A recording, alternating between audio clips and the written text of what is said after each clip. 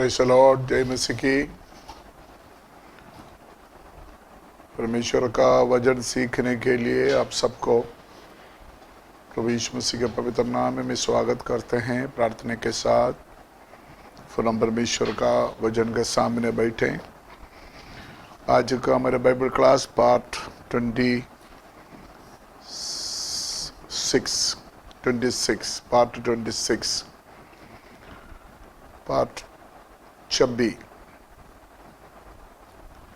पिछले क्लास में हमने पढ़ा था हमारा प्रभु यीशु मसीह का the glorious appearance of Jesus Christ, हमारा प्रभु यीशु मसीह का महिमा में प्रकट होने का बारे में हमने सीखा। अर्थात हमारे प्रभु यीशु मसीह का दूसरी आगमन का दूसरी पार्ट।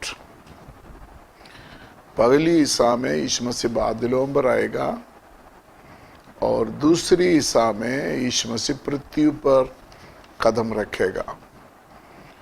उसके बाद उस यीशु मसीह के आगमन को हम महिमा में प्रकट होना कहते हैं, ग्लोरियस अपीयरेंस। उसमें उस समय कैसे कैसे सिचुएशन होगा वो बात हमने सीखा है। यीशु मसीह राजों का राजा प्रभुओं का प्रभु बनकर आते हैं, राज करने के लिए आते हैं। साथ ही साथ हमने पढ़ा यीशु मसीह न्याय करने के लिए भी आ रहा है, न्याय करने के लिए भी आ रहा है। जब यीशु मसीह न्याय करेगा तो उस न्याय का स्वभाव अलग अलग शब्दों में प्रकाशित वाक्य 19 अध्याय में हमने सीखते जा रहा था। उसमें से 11 पॉइंट पार्ट 25 में मैंने एक्सप्लेन कर चुका है। यीशु मसीह के न्याय का स्वभाव का गहराई, उसका सीरियसनेस कितना है। तो वो आयत फिर हम पढ़ेंगे। प्रकाशित वाक्य 19 अध्याय 11 से पढ़िए। जाति जाति को मारने के लिए उसके मुंह से एक चोखी तलवार निकलती है। वह लोहे का राजदंड लिए हुए उन पर राज्य करेगा और सर्वशक्तिमान परमेश्वर के भयानक प्रकोप की जलजलाहट की मदिरा के कुंड में दांत रो देगा। उसके वस्त्र और जांघ पर यह नाम लिखा है, राजाओं का राजा और प्रभुओं का प्रभु। उसका एक बार और फिर पढ़िए। वह लोहे का राजदंड लिए हुए, आगे स्लोली पढ़ना। और लोहे के राजदंड लिए हुए उन पर राज्य करेगा, उसमें राज करेगा और सर्वशक्तिमान परमेश्वर के भयानक प्रकोप की जलजलाहट की मदिरा के कुंड में दाख रोंदेगा। यहाँ पर लिखा है यीशु मसीह का पैरों का थल्ले सबको रगड़ेंगे, सारे अंधकार का शक्ति को। यशायाह नबी 63 का 3 भी पढ़िए, 63 का 3 भी पढ़िए। यशायाह नबी 63 का 3। मैंने तो अकेले ही होंद में दाखें रोंदी हैं और देश के लोगों में से किसी ने मेरा साथ नहीं दिया। हाँ, मैंने अपने क्रोध में आकर उन्हें रोदा। मैंने अपना क्रोध में आकर उसको क्या किया? रोदा। आगे और जलकर उन्हें लताड़ा। इधर हम देखते हैं यीशु मसीह जब न्याय करेगा उसका एक स्वभाव, सारे विरोधी शक्ति को यीशु मसीह ने अपना पैर का तले क्या करेगा? रो देगा। जब यीशु मसीह महिमा में आएगा तब यीशु मसीह के साथ उनका सेना के साथ लड़ने के लिए विरोधी मसीह एंटी क्राइस्ट और उसका नेतृत्व में तमाम दुनिया का शक्ति अन्य जाति लोग इकट्ठा हो जाएंगे। लेकिन यहाँ पर हमने पढ़ा है तब यीशु मसीह ने अपना पैर का तले उसको क्या करेगा? रो देगा। उसके बारे में प्रकाशित वाक्य 14:20 में भी हमको दिखाई देता है। प्रकाशित वाक्य 14:20 में, और नगर के बाहर हाँ। उस रसकुंड के दाख रोंदे गए, हाँ, रो देंगे। हाँ, और रसकुंड में से हाँ। इतना लहू निकला हाँ। कि घोड़ों की लगामों तक पहुंचा। ध्यान से सुनिए, जब यीशु मसीह लोगों को न्याय करेगा, जब उनका पैर का तले रो देगा, तब जो खून निकलेगा ना, विरोधियों का, विरोधी मसीह के ग्रुप का खून निकलेगा ना, वो खून कितना होगा? घोड़े के लगामों तक, गर्दन तक खून बढ़ेगा। तो आप देख सकते हैं, हमने एक नदी में नहाने के लिए जाएगा तो गर्दन तक पानी में जब हम डूबेंगे कैसे फील हो गए।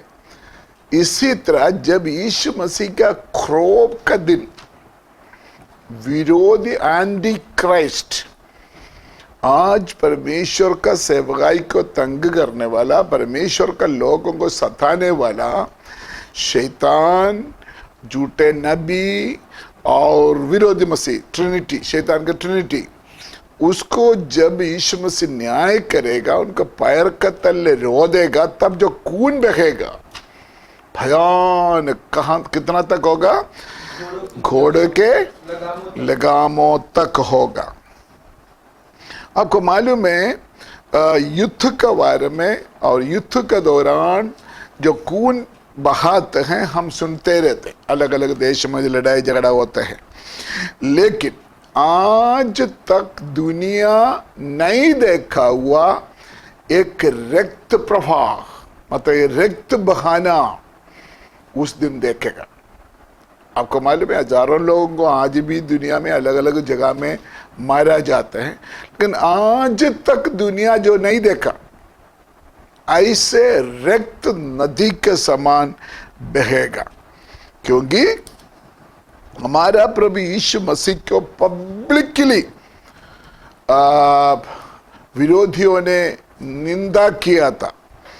तू परमेश्वर का पुत्र है तो नीचे उतर आ जाओ, लेकिन वो सारे परमेश्वर का सारे विरोधियों को यीशु मसीह अपना पैर के तले रो देगा।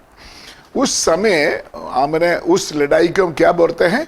हर्मगेदोन युद्ध, हर्मगेदोन युद्ध हम कहते हैं। उसमें हर्मगेदोन एक जगह का नाम है। उस जगह में उस जगह में लोगों का खून जमा हो जाएगा।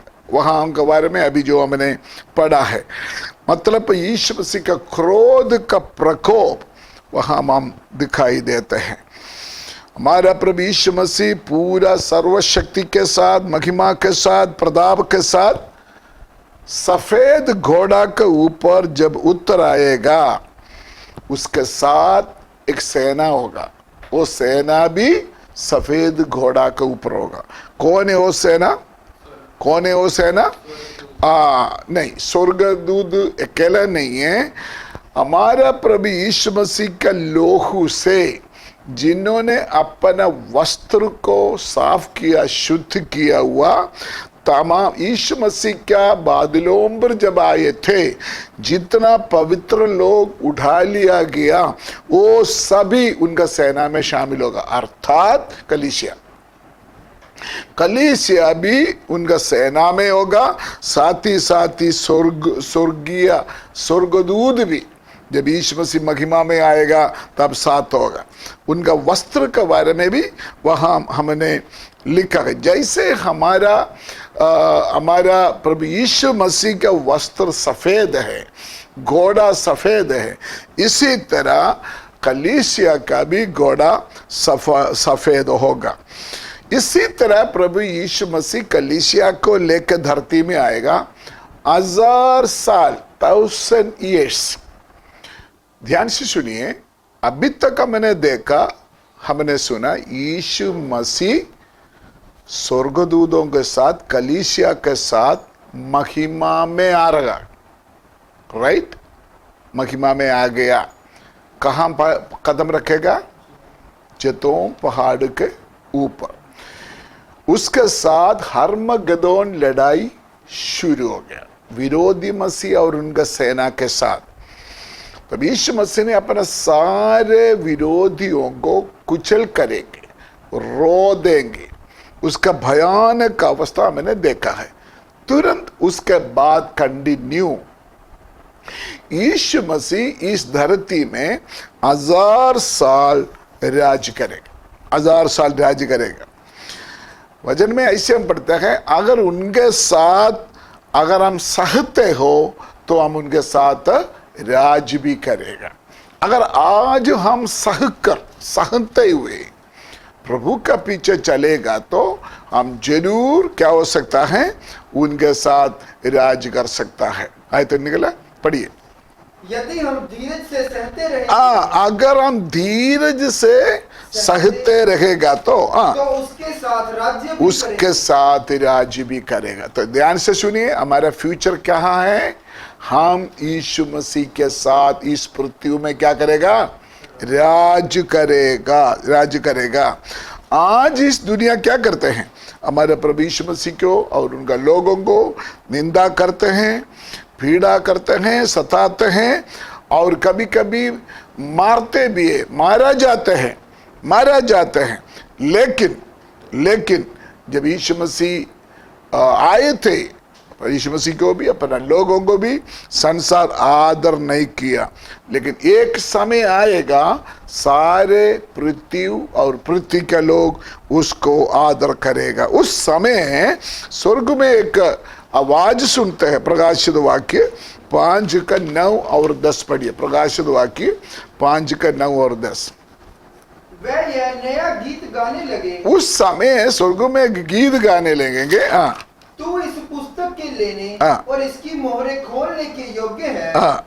तूने वध होकर अपने लहू से हर एक कुल और भाषा और लोग और जाति में से परमेश्वर के लिए लोगों को मोल लिया है और उन्हें हमारे परमेश्वर के लिए एक राज्य और याजक बनाया और वह पृथ्वी पर राज्य करेगा। ये गीत स्वर्ग में सुनाई देंगे। वो पृथ्वी पर क्या करेगा?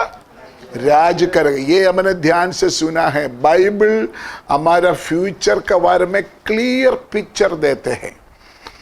हम यीशु मसीह के साथ बादलों पर उठा लिया जाने के बाद स्वर्ग में हमारा प्रतिफल बांटा जाएगा और उसके बाद यीशु मसीह के साथ क्लोज रिलेशन में ब्याह हो जाते हैं और उसके बाद यीशु मसीह के राजों का राजा, प्रभुओं का प्रभु करके नियुक्त करके हम रानी बनकर प्रभु का साथ नीचे आ रहा है, पृथ्वी पर आ रहा है। हम उनके साथ राज्य करेंगे। इसी तरह हमारा प्रभु यीशु मसीह सर्व महिमा के साथ, शक्ति के साथ, अधिकार के साथ, स्वर्गीय सेना के साथ जब इस पृथ्वी में आएगा करके वचन से स्पष्ट हमको मालूम हो जाते हैं। प्रभु का धन्यवाद हो। उस समय ये दुनिया छाती पीट कर रोएगा। अभी तक मैंने हमारा प्रभु यीशु मसीह का महिमा में आना, इंग्लिश में बोलते हैं ग्लोरियस अपीयरेंस, यीशु मसीह का ग्लोरियस अपीयरेंस के बारे में छोटे शब्दों में आपको बताया। लेकिन मैं चाहता हूं फिर एक बार आप लोगों का मन में पक्का होने के लिए एक संक्षिप्त विवरण उसके बारे में फिर बोलने के लिए मैं चाहता है। ये जो सच्चाई जिसके बारे में अभी हम बोल रहा है, कौन सा सच्चाई? यीशु मसीह का दूसरी आगमन। ध्यान से सुनिए, यीशु मसीह बादलों पर आया और यीशु मसीह जैतून पहाड़ के रूप आया। एक ही बात है, सेकंड कमिंग। यीशु मसीह का दूसरी आगमन का दो हिस्सा है। ये एक व्यक्ति हिस्सा है। ये बात हमको अंगीकार करने का एक सच्चाई है, एक हकीकत बात है, एक तालीम है, एक सच्चाई है हमारे प्रभु यीशु मसीह का दूसरी आगमन। दूसरी बात हम समझने की वाली बात है, आपको मालूम है बाइबल में बहुत तेरे भविष्यवाणी है उसके, लेकिन बाइबल का सबसे फर्स्ट भविष्यवाणी के रूप में दिया हुआ भविष्यवाणी यीशु मसीह के दूसरी आगमन के बारे में आपको मालूम है। यूदा का पत्री 14 और 15 आयत पढ़िए। जूदा का पत्री 14 और 15। हनोक ने भी जो आदम से 7वीं पीढ़ी में था, इनके विषय में यह भविष्यवाणी की। बेटा प्रकाशित वाक्य के पीछे है यहूदा का पत्री। यहूदा का पत्री प्रकाश मैनुअल ढूंढ रहा है कि हनोक ने भी जो आदम से 7वीं पीढ़ी में था, इनके विषय में यह भविष्यवाणी की। देखो प्रभु अपने लाखों पवित्रों के साथ ये बहुत क्लियर सुने, प्रभु लाखों पवित्र के साथ आया, पवित्र लोगों के साथ आया है। सबका न्याय करे। ये कब होगा? बोलिए, ये कब होगा? बोलिए, ये कब होगा? यीशु मसीह का ग्लोरियस अपीयरेंस में, महिमा में, जब यीशु मसीह दोबारा आएगा तब। तो बाइबल का ये भविष्यवाणी है ना, बाइबल का फर्स्ट भविष्यवाणी है। तो आपको समझना चाहिए कितना महत्वपूर्ण है। आपको मालूम है बाइबल इसी तालीम, इसी टीचिंग के साथ, इसी उपदेश के साथ बाइबल समाप्त भी होते हैं। पढ़िए प्रकाशित वाक्य 22 का 20 और 21। प्रकाशित वाक्य 22 का 20 और 21। जो इन बातों की गवाही देता है, वह ये कहता है, ये कहते हैं, हाँ मैं शीघ्र आने। ये कौन बोल रहा है? बाइबल की लास्ट टू वर्ड्स है, आखिर है ना। 20-21 आयत के साथ बाइबल फिनिश है, समाप्त हो रहा है। आखिरी आयत में भी यीशु मसीह ने क्या बोला? देखो मैं शीघ्र आने वाला हूं। आपने ये बात को समझना, ये जो टीचिंग है, यीशु मसीह का दूसरी आगमन कितना महत्वपूर्ण उपदेश है, कितना महत्वपूर्ण तालीम है, हम इससे मालूम हो जाते हैं। बाइबल का फर्स्ट प्रोफेसी यीशु मसीह के दूसरे आगमन के बारे में, बाइबल समाप्त होते हैं यीशु मसीह के दूसरी आगमन के बारे में। इसलिए इस बात का महत्वपूर्ण हमको मालूम हो जाता है। यीशु मसीह का आखिरी शब्द यही है, मैं शीघ्र आने वाला। आपको मालूम है पुराना नियम में भी, नया नियम में भी सबसे ज्यादा खोलकर विस्तार से दिया हुआ टीचिंग भी यीशु मसीह के दूसरी आगमन है। लेकिन अफसोस की बात है आज चर्चेस में यीशु मसीह के दूसरे आगमन के बारे में कोई टीचिंग नहीं है, उपदेश नहीं है। आपको डॉलर मिलेगा, पैसा मिलेगा, मुंडा मिलेगा, मुंडी मिलेगा, कोटी मिलेगा, आपको ये मिलेगा, केतु मिलेगा। इसी दुनिया की बरकतों के ऊपर टीचिंग लोगों को धोखा दे रहा है, लोगों को भड़का रहा है। लेकिन बाइबल की सबसे बड़ा टीचिंग हमारा एवरलास्टिंग लाइफ है, हमारा फ्यूचर है, हमारा भविष्य है। यीशु मसीह के दूसरी आगमन बाइबल का सबसे महत्वपूर्ण सब्जेक्ट है।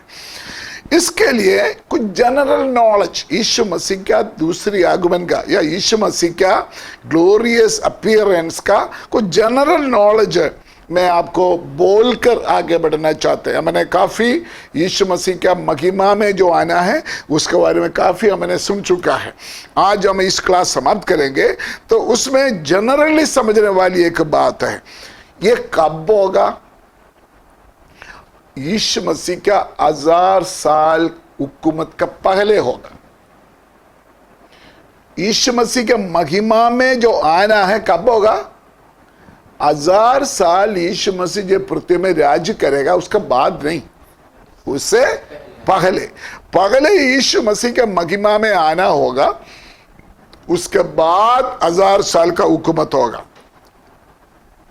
यीशु मसीह का दूसरी आगमन एक आत्मिक बात नहीं है, हकीकत में है। आज हम प्रार्थना करते हैं 2 या 3 मेरे नाम में जहां भी हो मैं उसका बीच में, वो आत्मिक प्रेजेंस है। अभी यहाँ पर हमारे प्रभु यीशु मसीह का हजूरी है, यहाँ पर उनका प्रेजेंस है। लेकिन यीशु मसीह के दूसरी आगमन ऐसे प्रेजेंस नहीं है, हकीकत में, यहाँ हकीकत में प्रेरितों का काम पहली अध्याय उसके 11 आयत पढ़िए। प्रेरितों का काम पहली अध्याय उसके 11 आयत। और उसने कहा, हाँ। हे गलीली पुरुषों, हाँ, तुम क्या खड़े आकाश की ओर देख रहे हो? देख रहे हो? हाँ, यही यीशु हाँ। जो तुम्हारे पास से स्वर्ग पर उठा लिया गया, ये यीशु जो स्वर्ग में उठा लिया गया, जिस रीति से तुमने उसे स्वर्ग को जाते देखा है, इस रीति से स्वर्ग में जाते हुए देखा, उसी रीति से वह फिर आएगा। उसी रीति से फिर आएगा। हकीकत में गया, हकीकत में क्या हो जाएगा? वापस आएगा। अगर ये सारे वचन, स्वर्गदूत बोला हुआ ये वचन, अगर ये जो प्रोमिस और पूरा होना हो, यीशु मसीह को दोबारा आना ही पड़ेगा। हालेलुया। यीशु मसीह दोबारा जरूर आएगा। आपको मैंने मालूम है कौन सा वचन, अभी आए तो पढ़ने का समय नहीं, मैं आपको हिंट देकर आगे बढ़ने के लिए चाहते हैं। ये सारे बात पूरा होने के लिए यीशु मसीह का दोबारा आगमन मस्ट है, आना पड़ेगा, आएगा।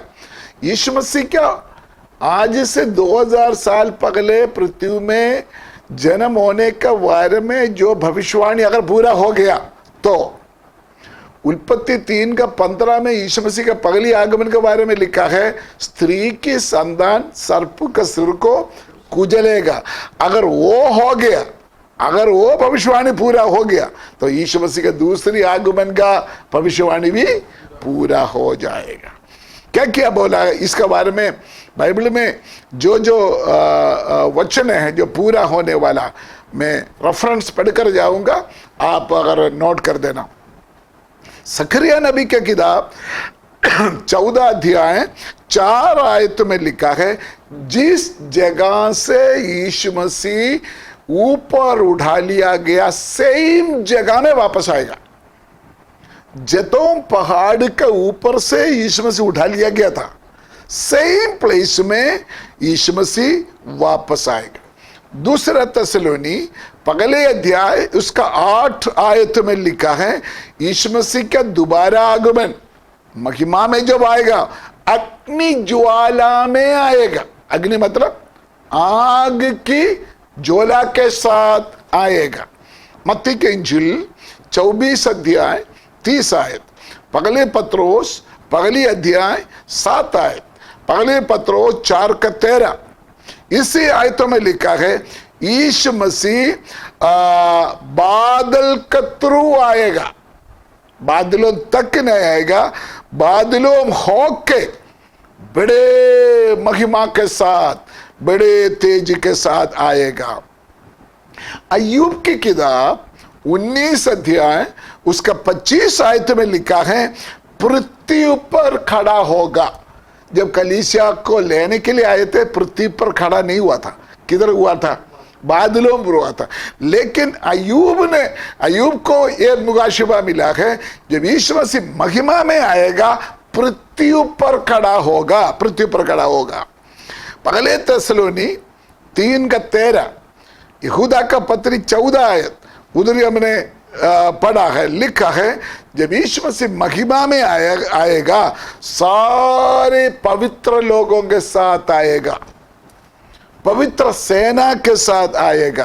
प्रकाशित वाक्य पहले अध्याय उसका 7 आयत में लिखा है, जब यीशु मसीह महिमा में आएगा सभी लोग उसको देखेगा, सभी आंखें उसको देखेगा। लेकिन वो पहले बादलों पर आए थे, सब लोग उसको नहीं देखा, जो कलीसिया उठा लिया गया वो ही देखेंगे। लेकिन यीशु मसीह क्या महिमा में जब होना है, ग्लोरियस अपीयरेंस में, तो सभी आंगे उसको देखेगा। दूसरा तेसलोनी दूसरी अध्याय 8 आयत में जब लिखा है, यीशु मसीह महिमा में आकर विरोधी मसीह को न्याय करना, उसको नाश करना अवश्य है। मत्ती के इंजील 25 अध्याय 31 आयत में लिखा है, जब यीशु मसीह महिमा में आएगा सिंहासन के ऊपर बैठेगा, सिंहासन के ऊपर बैठेगा। मत्ती के इंजील 25 का 32 आयत में लिखा है, सिंहासन में बैठकर सारे जातियों को उनका सामने इकट्ठा करेगा और उसको न्याय करेगा।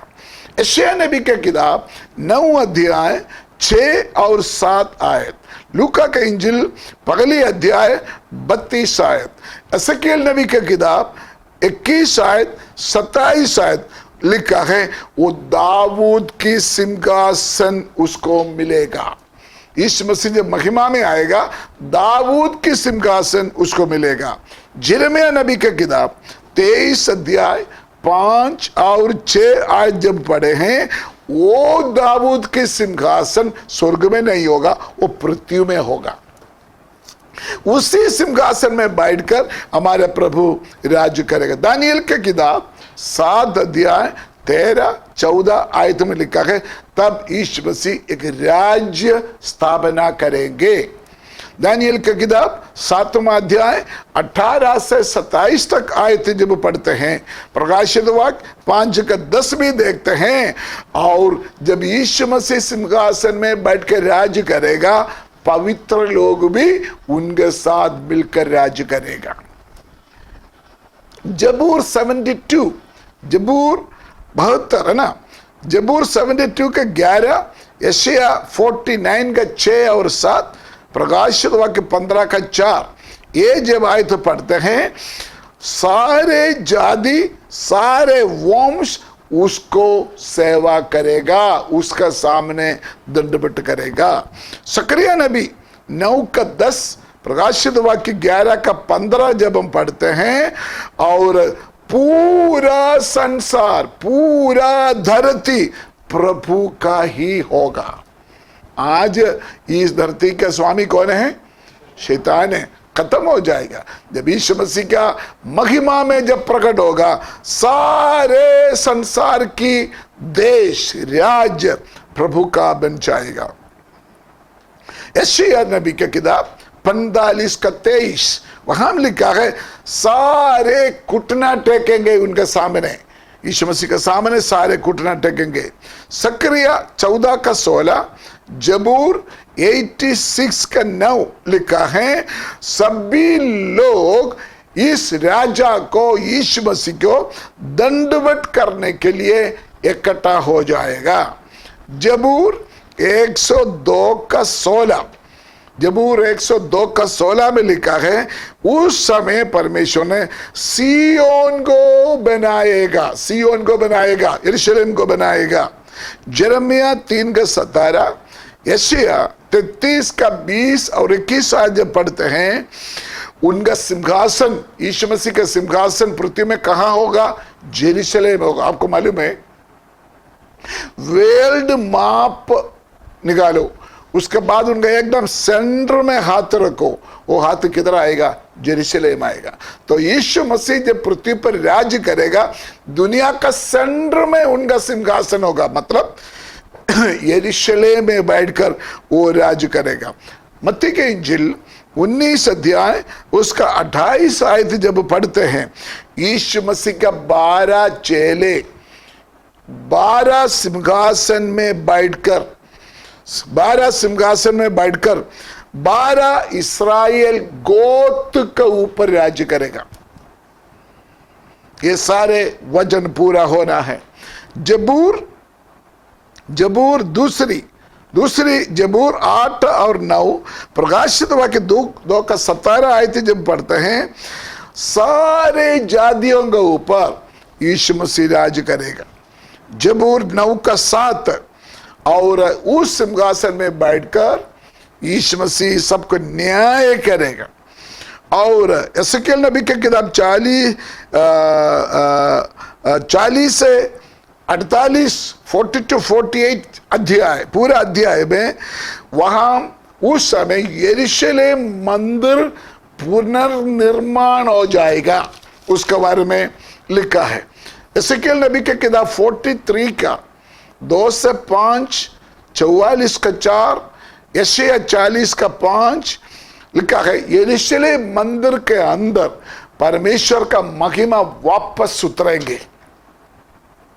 यशायाह 35 का पहले और दूसरी आयत में लिखा है, जो मरुस्थल है ना, खुशहाल होंगे, मरुस्थल खुशहाल होंगे। मैं बोलने के लिए चाहते हैं, जितना रेफरेंस मैंने आपको जिक्र किया है। ये वचन पूरा होने के लिए हमारा प्रभु यीशु मसीह महिमा में प्रकट होना बहुत जरूरी है। हालेलुया, प्रभु का धन्यवाद हो। इसलिए बात आना बहुत जरूरी है। आपको मालूम है, जैसे मैंने आपको बताया, यीशु मसीह महिमा में जब आएगा सभी लोग देख सकते हैं। जैसे प्रेरितों का काम पहले के 11 में हमने पढ़ा, स्वर्गदूतों ने बोला तुम देखोगे यीशु मसीह जगाम से गया, वहां हम वापस आएंगे। प्रकाशित वाक्य पगली की 7 में भी लिखा है, मत्ती के इंजील 24:30 में भी ये लिखा है। पब्लिकली यीशु मसीह को तुच्छ जाना है, पब्लिकली यीशु मसीह को निंदा किया है। हमारा प्रभु यीशु मसीह पब्लिकली आएगा, तब सब लोग उसको आदर करेगा। मत्ती 16:27, 25:31, रोमियम 4:25, प्रेरितों का काम 26:26 आयत में इस बात को हमको मालूम हो जाता है। और इस सारे बातों में हमारा प्रभु यीशु मसीह के राजत्व, जो राज्यों का राजा है, वो प्रकट हो जाएगा और उनका महिमा भी प्रकट हो जाएगा। प्रकाशित वाक्य 14:7, 18:1 और 19:1। हम क्या करना चाहिए? हमको पक्का मालूम हो गया, प्रभु का वचन का स्पष्ट सबूत है, स्पष्ट सबूत है।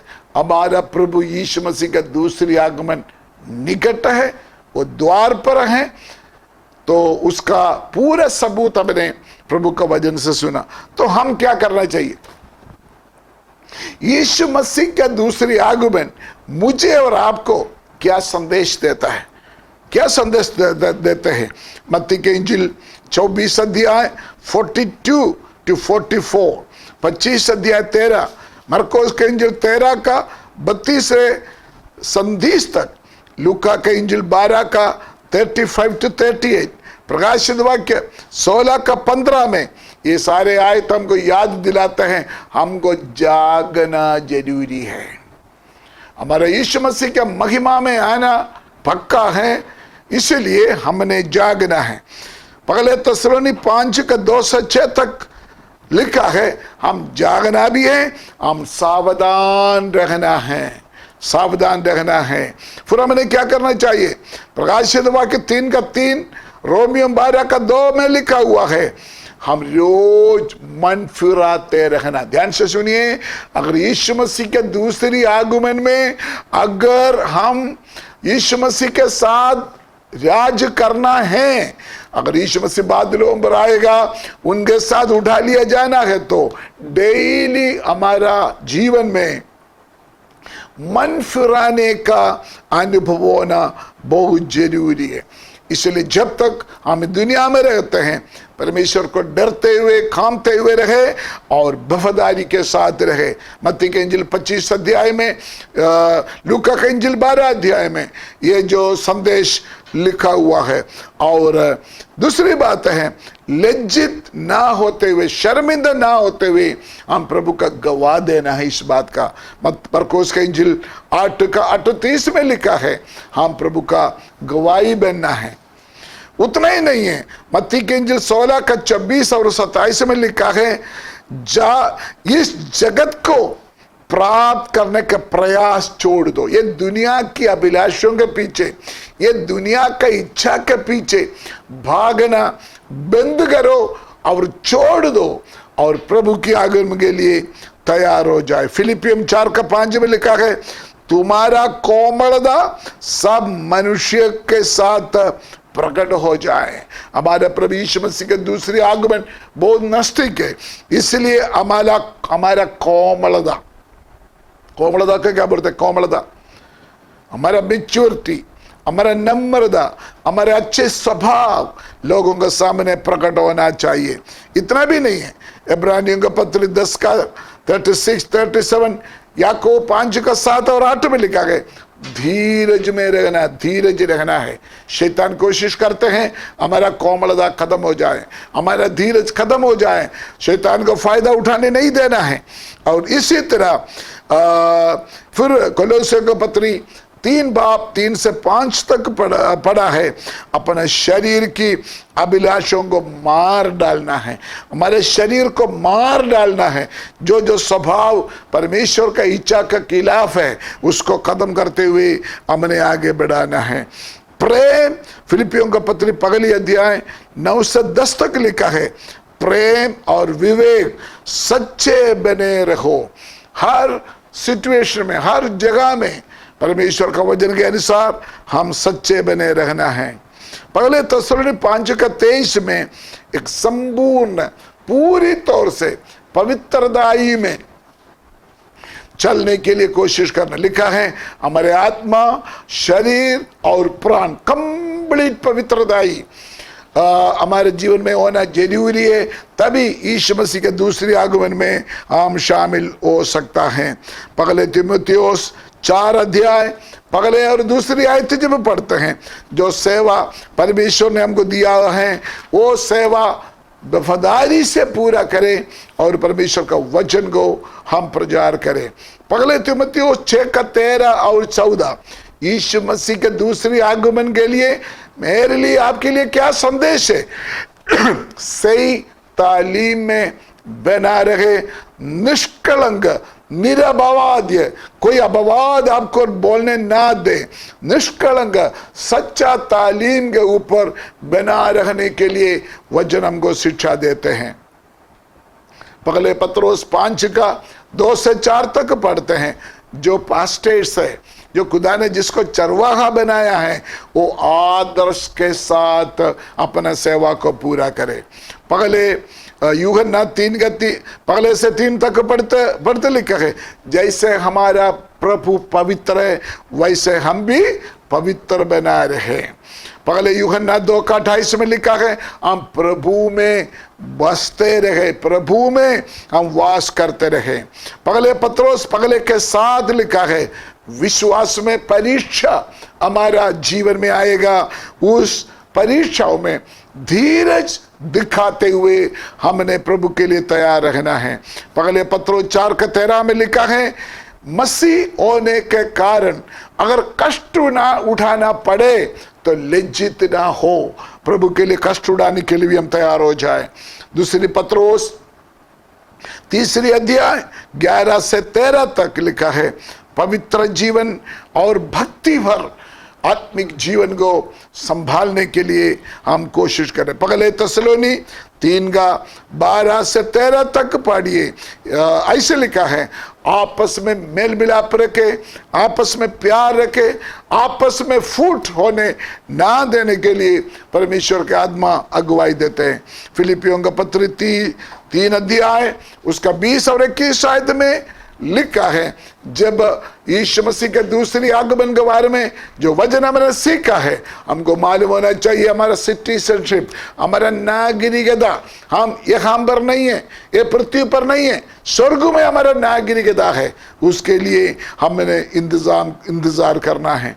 दूसरा तीमुथियुस 4 अध्याय 7 और 8 आयत में लिखा है, हमारा प्रभु यीशु मसीह का दूसरे आगमन को हम प्रिय करना, प्रिय करे, उसके ऊपर इंटरेस्ट लगाए, उसके ऊपर मन लगाए, उनके ऊपर इच्छा रखे। जैसे प्रकाश वाक्य में लिखा, हमेशा ऐसे प्रार्थना करे, हे प्रभु तो जल्दी आ जाए, प्रभु का आगमन के लिए तैयारी में रहे। इब्रानियों का पत्री 9:27-28 आयत में लिखा है, हम इंतजार करें हमारे प्रभु यीशु मसीह का आगमन कब होगा, उसका निशाना आसपास हम देखते सुनते रहते, इसलिए हम उसके लिए वेट करना, हम उसके लिए इंतजार करना बहुत जरूरी है। फिलिपियों का पत्र पहले का 6 में लिखा है, जो सेवा प्रभु ने आपके अंदर और मेरे अंदर शुरू किया है वो प्रभु का आगमन तक क्या होगा, पूरा होगा। हालेलुया। ध्यान से सुनिए, आज प्रभु ने आपको जो सेवा दिया है, जो सेवा आपके हाथ में दिया है, गांव में, शहर में, छोटा जगह में, बड़े जगह में, आप याद करें प्रभु का आगमन तक वो सेवा प्रभु आपका जीवन के द्वारा पूरा करेगा। सेवा को बीच में छोड़ने के लिए शैतान बहुत सारे दबाव हमारे ऊपर डालेगा, लेकिन ये बात पक्का है, अगर प्रभु वफादार है, अगर आप प्रभु का वचन में स्थिर रहेगा तो जरूर आपके द्वारा जो सेवा लेना है प्रभु सेवा पूरा करेगा। तीतुस दूसरी अध्याय 11 से 13 तक पढ़े। जो भक्तिहीन, परमेश्वर का भक्तिहीन, परमेश्वर का खिलाफ, परमेश्वर को जो इच्छा नहीं है, ये धरती के अभिलाषों से हमने दूर रखना पड़ेगा। ये दुनिया हमको आकर्षित करेगा, ये दुनिया जो हमको आकर्षित करते हैं उस बातों से हमने दूर रहने के लिए परमेश्वर का वचन हमको शिक्षा देते हैं। पहले कोरिन्थी 4:5 में लिखा है, समय का पहले किसी को भी हमने न्याय नहीं करना। अंदाजा में किसी के ऊपर भी में न्याय करना है, न्याय नहीं करना है, न्याय हम परमेश्वर का हाथ में देते हैं। प्रभु का धन्यवाद हो। कोलोसी की पत्री 3:4, रोमियो 8:19 में लिखा है। और इसी तरह जैसे हमारा छुटकारा, हमारे शरीर का छुटकारा के लिए जैसे हम इंतजार करते हैं, ये पृथ्वी भी अपना छुटकारा का इंतजार और आगे। प्रभु का धन्यवाद हो। एक बात हम याद करना, एक बात हम समझना है, जो लोग परमेश्वर को नहीं जानते हैं, जो लोग परमेश्वर का सुसमाचार नहीं मानते हैं, उसके लिए एक क्रोध का दिन होगा। पहले थिस्सलुनी पहले अध्याय 7 और 8 आयत में लिखा गया, ध्यान से सुनिए। जो लोग आज परमेश्वर को नहीं जानते हैं, जो लोग परमेश्वर का सुसमाचार नहीं मानते हैं, उनके ऊपर दंड का समय है। ये हमारे अंदर आत्माओं के लिए बोझ प्रकट करें। किसी न किसी वजह से हम किसी को बचाएं और परमेश्वर का क्रोध से बचाने के लिए हम कोशिश करें। अंत में एक बात मैंने आपको बोलने के लिए चाहते हैं। दूसरा थिस्सलुनी पहले अध्याय 9 आयत में लिखा है, ओ जितना लोग ये बात के ऊपर विश्वास किया, हमने जितना वचन सुना, उससे बढ़कर हमारे आंखों के सामने हम देखने के लिए जा रहा है। हमारे प्रभु यीशु मसीह का महिमा में जो प्रकट होना बहुत अनिवार्य है, वो जरूर होगा। ये वचन सुना हुआ नस्तिक और दूर, देश और विदेश में मेरा आशीष हो। ये दुनिया का तमाम आकर्षित बातों को छोड़कर प्रभु का राज्य में प्रभु के साथ राज्य करने के लिए, प्रभु के साथ वास करने के लिए, प्रभु के साथ हमारा अनंत काल का जीवन बिताने के लिए प्रभु का वचन के अनुसार नम्रता के साथ, भक्ति के साथ, डर के साथ हम प्रभु के साथ रहे, प्रभु में मिला रहे, प्रभु का वचन को पूरी तौर से पालन करते हुए पवित्रताई में अपना जीवन को बिताने के लिए परमेश्वर मुझे और आपको सहायता करे। हमारा प्रभु यीशु मसीह का ग्लोरियस अपीयरेंस होने वाला है। हालेलुया, प्रभु का धन्यवाद हो। आइए हम प्रार्थना करें। प्यारे स्वर्गीय पिता, हम आपको धन्यवाद देते हैं। पिछले कुछ दिनों में यीशु मसीह का महिमा में आने के बारे में तेरा वचन के द्वारा देखने के लिए, सुनने के लिए तूने हमको मदद किया, हम धन्यवाद देते हैं। ये दुनिया में आज जो जो बातें हम देखते हैं, सुनते हैं, प्यारे प्रभु यीशु मसीह आपका दूसरी आगमन को दिखाते हैं। हमारे विश्वास को बढ़ा दे, हमारा हिम्मत को बढ़ा दे, हमारे हौसला को बढ़ा दे, हमारे सेवकाई पूरा करने के लिए पवित्र आत्मा हमको मदद और शक्ति दे। प्यारे खुदा, शैतान हमारे लिए रखा हुआ इनाम को वो छीन ना सके। प्रभु, जो हम मंजिल पर पहुंचना है, पहुंचने से पहले शैतान हमको धोखा ना दे। जैसे सांप ने चतुराई से हव्वा को धोखा दिया है, वैसे हमारे जीवन में भी धोखा ना हो जाए। विश्वास में, वचन में, प्रार्थना में, आत्मिक जीवन में मजबूत रहने के लिए मुझे भी ये वचन सुनने वाला सबको तो मदद और सहायता करे। प्रभु तो जल्दी आने वाला है, हम आपको धन्यवाद देते हैं। प्रार्थना सुन ले, धन्यवाद। ये वचन सुनने वाला कोई भी भाई बहन, खुदावन तेरा दास निराश में, भय में, परेशानी में, दुख परेशानी में है तो प्रभु तेरा वचन भेज कर चंगाई करे, तेरा सामर्थ्य भेज कर छुटकारा दे। प्रभु तेरा नाम हर एक बात के द्वारा महिमा पाए। प्रार्थना सुन ले, धन्यवाद हो। यीशु मसीह के पवित्र नाम से हम मांगते हैं। God bless you, God with you. खुदा आप सबको आशीष दे। आमीन।